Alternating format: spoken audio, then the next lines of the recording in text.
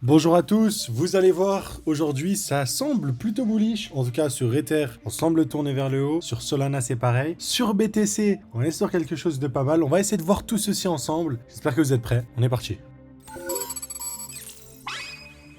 Aujourd'hui, on va changer d'habitude, on va commencer par Solana. Solana, vous le voyez ici, pattern d'accumulation. Je vous le rappelle, l'accumulation, c'est création d'un support, d'une zone de liquidité qu'on vient liquider pour ensuite repartir avec une cassure bien évidemment à ce niveau-là. Ici, on a créé ce support avec une touche, deux touches, trois touches. On liquide avec une jolie mèche pour ensuite s'inverser. On aura la confirmation en cas de cassure de ce niveau-là, qui sera tout simplement le COS. Et la target minimale, c'est la tiers. On l'a dit ici, Solana semble plutôt tourner vers le bas. On avait eu la grosse distribution de ce niveau-là, ok, grosse résistance liquidation, hein. Hop, transfert ici, boum, la smart money à short, on a eu le gros dump, là peut-être grosse injection pour ensuite avoir un pump et potentiellement aller chercher un truc ici, donc continuer à la résistance pour aller plus bas, tout simplement sur Solana. C'est une possibilité. On la note juste ici. Donc voilà, ça sur Solana, ça semble tourner vers le haut. En tout cas, on pourra confirmer ceci en cas de COS et cassure de ce niveau-là. Ce que j'aime bien sur le Solana, c'est que on a liquidé une belle zone. Deuxièmement, c'est qu'on est revenu dans une zone qui n'est pas anodine. On est revenu dans l'imbalance qu'on a laissé juste ici en daily. On n'a pas clôture en dessous. On a eu une mèche qui a liquidé tout le monde. Une simple mèche, donc ça, une prise de liquidité pour ensuite s'inverser dans l'autre sens. Ok. Donc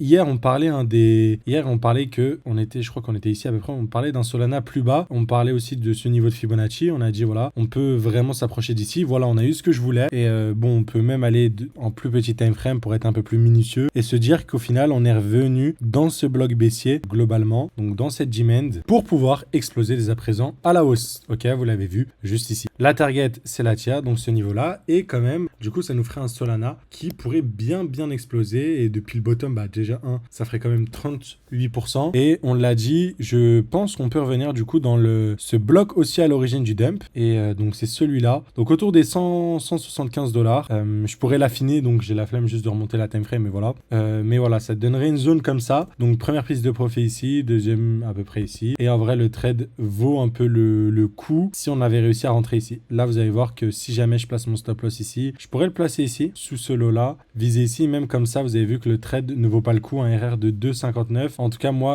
quand je trade, c'est pas spécialement ce que je vise. Je suis souvent sur du 3-4. Donc après, là, on peut aller chercher le 3. On vient chercher les TP autour des 175 dans ces zones-là. Donc pas négligeable. Donc à noter, personnellement, je pense que y a un coup à jouer sur Solana. Je pense qu'on va aller plus haut. Côté ETH, c'est similaire et pas similaire à la fois. C'est que pareil, joli pattern d'accumulation. Là, hop, j'attends un retour. Donc on l'a déjà, donc pas dans cette boîte-là, mais plutôt dans celle-là. Ok, donc cette imbalance là, cette FVG si vous voulez. Voilà, je vais vous la mettre en bleu, hop, pour respecter le code couleur. Donc autour des 2440, 2400, voilà, donc on a créé un joli support. Target la tiers. Et on n'oublie pas, si jamais on veut une continuation baissière, je pense on n'est pas obligé, mais je pense qu'on peut revenir dans cette ancienne résistance où il y a eu le transfert ici, donc cette supply là, et boum, pour aller plus bas sur Ether. Sachant qu'ici, le bottom ne semble pas posé, malgré qu'on ait une accumulation, je pense qu'on va aller venir chercher ici. Ici, on a créé des EQL, et je pense que ce n'est pas pour rien qu'on a créé des EQL. Ok, donc là, on a touché parfaitement au même endroit, donc une zone qu'on va venir liquider, malheureusement. Si on avait eu un truc où c'était un peu plus haut, là, ça aurait pu être bullish. Là, en l'occurrence, c'est bullish, mais on sait qu'on va pas aller bien haut. En tout cas, sur du court terme, on s'attend à ce qu'on aille un peu plus haut. Donc, c'est cool, profitons-en. Mais sachez qu'on a une zone ici à venir récupérer sur Ether qui n'est pas très cool, tout simplement. Donc sur Ether ici, pareil, le trade aussi ne vaut pas trop le coup. Donc quand je dis que ça ne vaut pas trop le coup, c'est que si jamais je rentre là, que je respecte la règle du stop loss sur le bas de l'accumulation et la tiers, le risque vaut pas le coup et même jusqu'à la supply, ça vaut pas le coup. Donc techniquement, ici j'ai envie d'être agressif dans ma prise de position. Donc je vais vraiment aller sur la low time frame, on va le faire ensemble. Je vais aller peut-être sur du 45 minutes, 1 heure, ok. Donc ici on a un peu le point bas qu'on veut protéger. Et ici on a une FVG low time frame. Donc je tenterai un truc comme ça où je rentre là. Je sais pas, je me trompe entre short long. Je rentre à l'imbalance, je mets le stop loss ici. Ok, et je vise au moins la tiers. Et là, ça fait une belle position. RR de 4, 4,62. Ah, position agressive. Et si on vise et si on a la supply, voilà, on peut aller chercher un RR de 6,54. C'est typiquement ce que je tenterais. Voilà, donc pour vous partager quand même comment je réfléchis derrière la position. Donc voilà, sur Ether, à suivre comme d'habitude. Côté Bitcoin, on a eu la même chose ici. Ça s'est invalidé malheureusement. Mais là, on vient de liquider ce niveau-là avec une simple mèche. On n'a pas clôturé et on est toujours dans cette demand là. Ok. Donc, en plus de ceci, un peu comme l'Ether, ce qui est possible, c'est qu'on ait inversé la structure en cassant ce high là. Donc techniquement, là on peut revenir dans cette imbalance ici. Donc hop, je vais mettre la G-Main en vert, toujours hop, pour respecter mon code couleur. Revenir ici, ok, potentiellement réaccumuler en LTF et repartir plus haut pour, voilà, revenir dans cette supply là. C'est celle-là que je note, ancienne résistance, hop, rouge, boum, pour revenir ici. Si jamais continuation baissière. Le high, ici, toujours protégé de la distribution, n'oublie pas. Donc voilà, pour l'instant, c'est le plan sur Bitcoin. Ça semble, après la cassure sur ce niveau-là, ça semble tourner vers le haut. Et on devrait avoir une belle réaction de prix à la hausse. Et je vais vous partager un petit concept. Je vous ai déjà partagé sur la chaîne. L'Inverted Fair Value Gap, qu'est-ce que c'est? Du coup, en fait, dans la tendance baissière, ok, quand on rentre sur les retracements. Et souvent, on rentre dans des FVG baissières, pas forcément des supply. Et en fait, ces FVG baissières, dès qu'on inverse la structure, comme on a ici, donc là, ici, on va casser le high. Souvent, elles apparaissent comme un support, en fait, à l'inverse. Donc ici, ces zones qu'on aurait dû réagir à la baisse, bah, elles vont agir en tant que support. Donc on a celle-là. Et en fait, c'est très, très puissant, ce concept, quand tu le combines avec une FVG bullish. Donc là, j'ai une FVG bullish et là, j'ai une FVG bearish, tout simplement.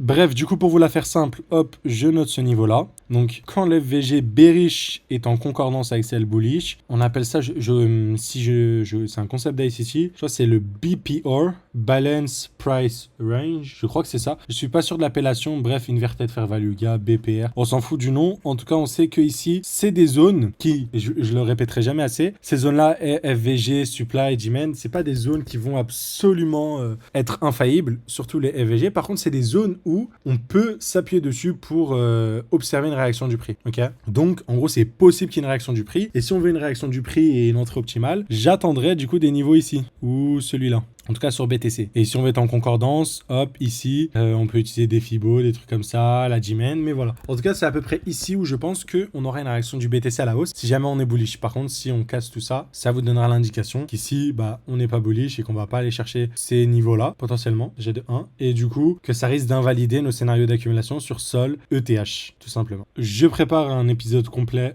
sur l'US Oil, ok. Ce sera intéressant pour que vous puissiez comprendre un peu l'enjeu de cet actif, pourquoi je le suis et à quel moment il est intéressant potentiellement d'investir et pas de le trade. Voilà. On passe sur Atom. Hier, on en a parlé. On savait qu'il y allait avoir de la volatilité. On savait qu'il y avait de fortes chances qu'on vienne récupérer ce niveau-là. C'est chose faite. On va attendre la clôture d'aujourd'hui. Si on peut avoir une jolie clôture comme celle-là et potentiellement, en fait, ce qui serait le plus joli, qui me ferait plaisir, ok, sur le Atom, c'est qu'on clôture en mèche et qu'on ne clôture pas avec un corps de bougie. Donc là, que ce soit ravalé et qu'on ait une simple mèche. Là, ça serait assez cool. Et pour l'instant, comme on l'a dit, c'est tourné vers le bas. On est vraiment dans la formation de ce spring. Je vous ai dit, il faut pas trop qu'on fasse un spring de malade mental non plus. Et que mes niveaux où je me ferai stop, c'est autour des 2,75, ok.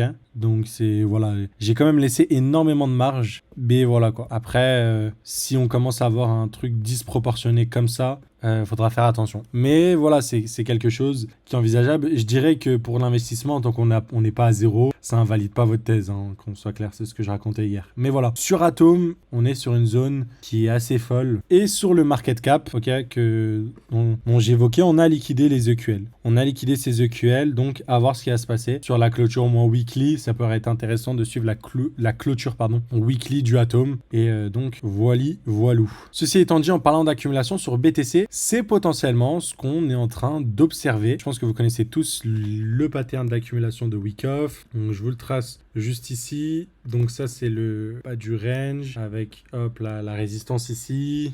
On peut indiquer la même chose comme ça. Donc là, vous avez tous ces niveaux-là, ok. Ça, vous le voyez. Donc là, on a peut-être du coup ce qu'on appelle le spring. Donc on n'oublie pas, c'est un peu ce schéma-là. C'est pas exact. Wyckoff, c'est un pattern de psychologie, tout simplement, plus que genre un pattern où on repère approximativement le même truc, mais voilà, avec un buying climax, ok.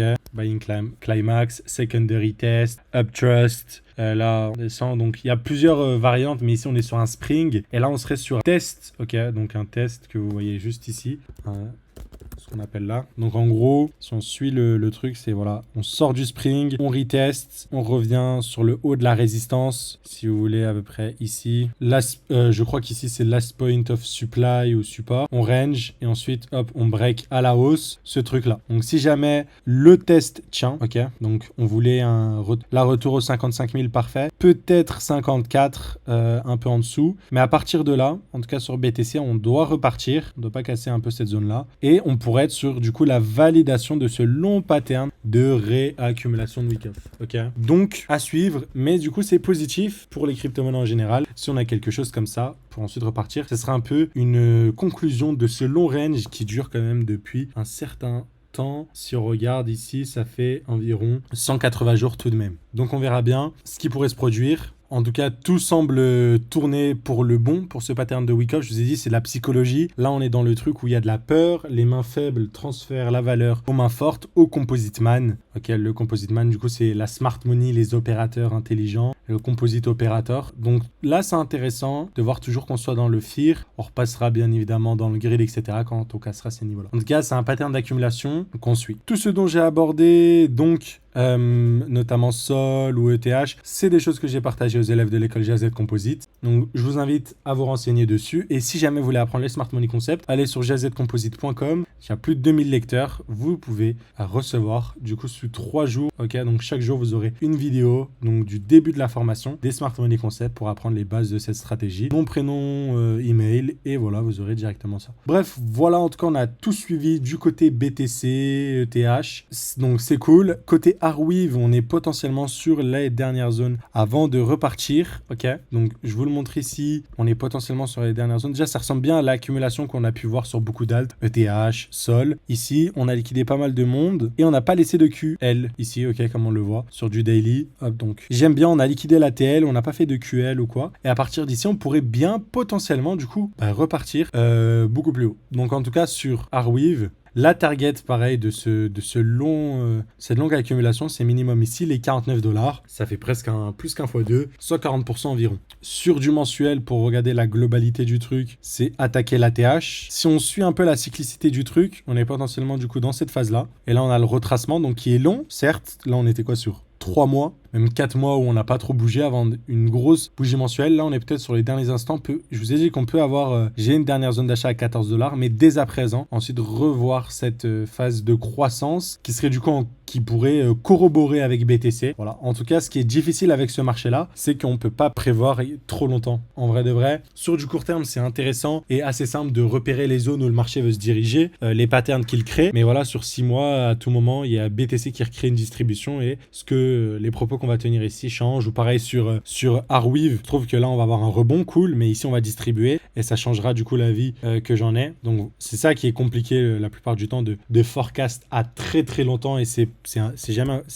impossible. Mais pour le coup, si on parle du scénario de réaccumulation de BTC qui casse par le haut, enfin, c'est potentiellement du coup ce qu'on aura ici sur le Arweave. On va pouvoir s'arrêter sur ça. N'oubliez pas, comme d'habitude, de vous abonner. On se retrouve demain, les amis. À très vite. Ciao, ciao.